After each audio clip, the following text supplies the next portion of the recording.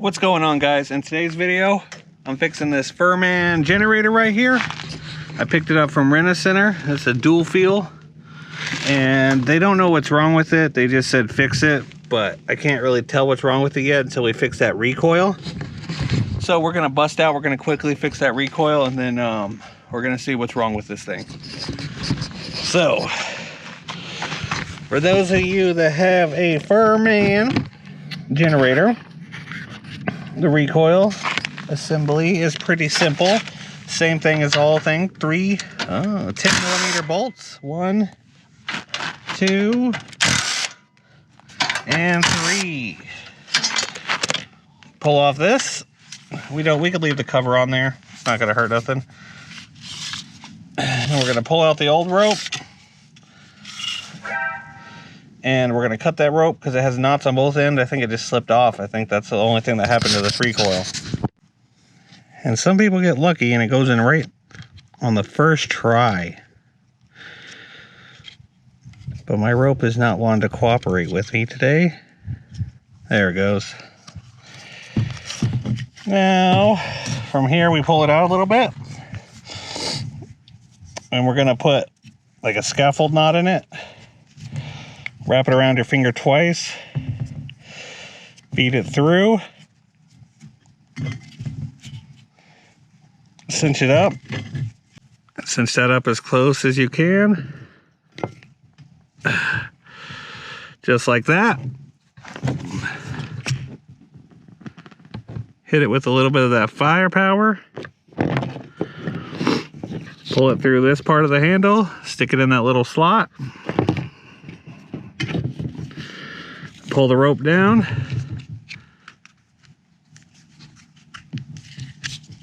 Get that in the right way. And then just cinch that in. Now you remove your little keeper.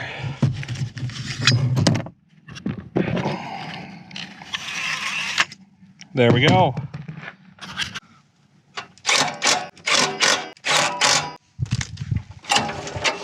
Okay, now that we got the recoil back on, we're gonna check for gas.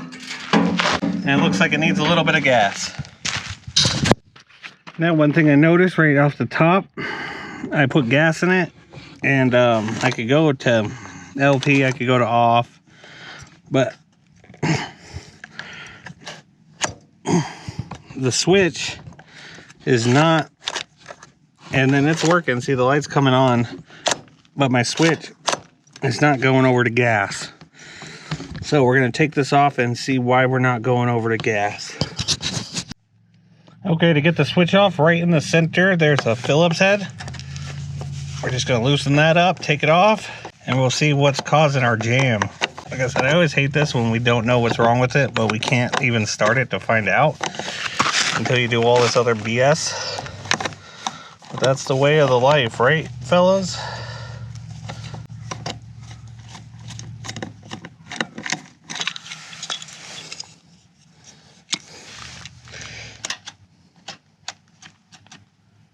Okay, I'm not really seeing a problem, and that's going in. Maybe it was over tightened a little bit. Let's put it back in and just turn it. We're on gas. We're on off. We're on propane. Maybe they just had it a little over tight. Cinch it down. Okay. Now we can get, maybe it was just stuck. Now we get the gas, get the propane, get the off.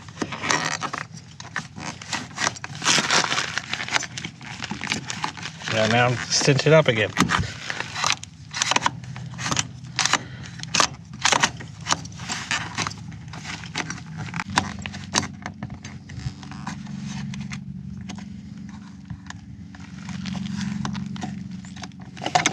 Let's take the switch all the way off.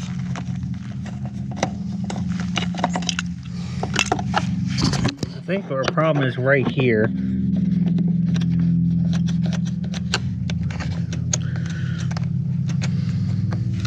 But while we figure out that switch, we can just push this button. It's ready to go. Let's see what happens when we try to start it.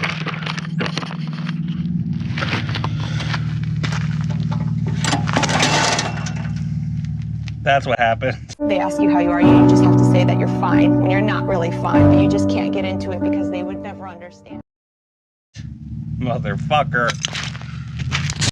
Okay, now while we're working on that switch and I got the recoil off, I noticed this is super loose, this choke lever. So while it's running, it could vibrate back to choke or could vibrate off, and that's just gonna be a big hassle. So I figured, shit, might as well, while I have this all off, take off the carburetor, give it a good cleaning anyways, and just do the full service. This is from Rent-A-Center, this FIRMAN generator.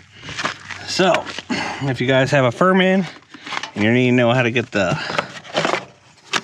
carburetor off, you got Phillips or 8, and then 2 10s, and then one in the back, a 10. So let's get that off. This video should be titled, "Everything that can go wrong will go wrong on a generator repair." That's a pain in the ass when you go to start it and the damn recoil breaks right after you fixed it. And I'm pretty sure I'm not the only one that had that happen to them. It's just a pain in the ass. It's not a big deal because it's a super easy fix. After we got those 4/8 off, we're gonna push this air tube out. We're gonna grab these 2 10s. They're just nuts. Because unlike Honda, they use studs for their... Jesus Christ. And they always put this one on generators, always in the back here. So let me get a short well. Got a short well. If I had to have a small engine tip for you guys, the #1 tip, I think it would be have patience, because this is not going to work either. So I'm going to need a wrench. So yes, when working in small engine repair, the #1 tip I could give you guys, just have patience, because you are going to feel the mental anguish sometimes of these engines. It's super simple, but something could go wrong and it's just causing you heartache and despair. Okay, you want the best tip to get rid of this bolt here, and if you can't reach in there like I've been trying to do, just take it off, bend it down. You can't! I just did! Just bend it down, fuck it. We'll put it back on there after we're done. That way, we can just reach in here with our fucking 10mm.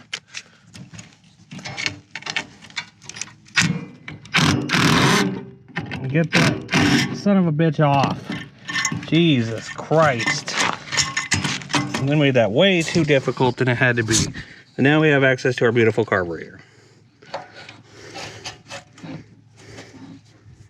And this was loose, so we're gonna figure out that and make that a little better, and plus give this bad boy a clean. And so if you guys have been following along, paying attention, oh, look at this. That is looking absolutely grody. So yeah, it's long overdue for a cleaning anyways, but we're gonna clean this carburetor, we're gonna fix this recoil again, and we're gonna put a little bit of oil on this little bead right here, see if that helps us slip past. If not, we might have to grind down just a little bit of the catch, because I think it's just, instead of being rounded, it's like flat now, so it's just blocking where it doesn't, you know, push it down.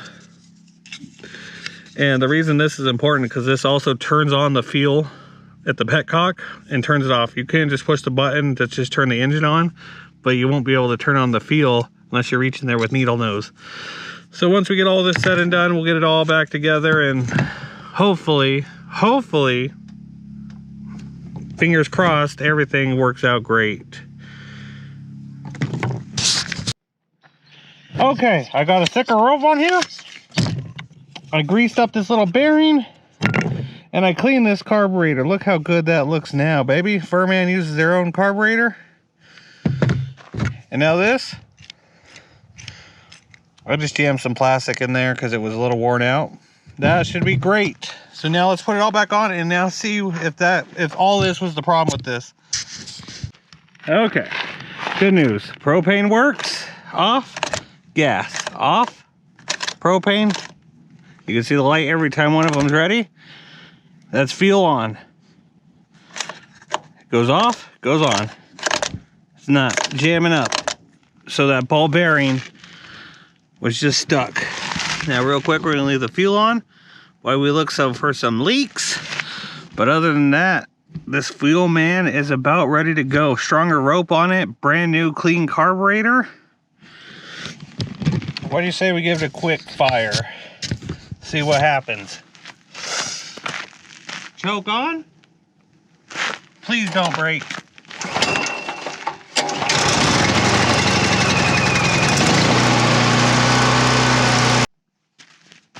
So, let's do one more test to make sure it wasn't a fluke. Gas on.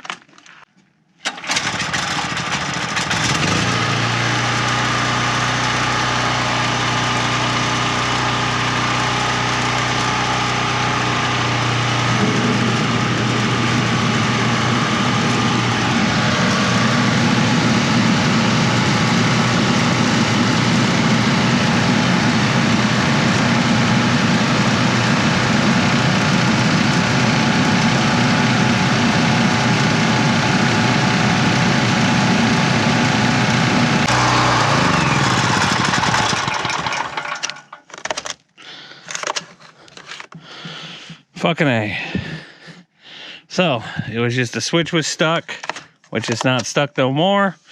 Recoil was busted twice on me, not breaking no more. And I threw in the carburetor clean just for shits and giggles.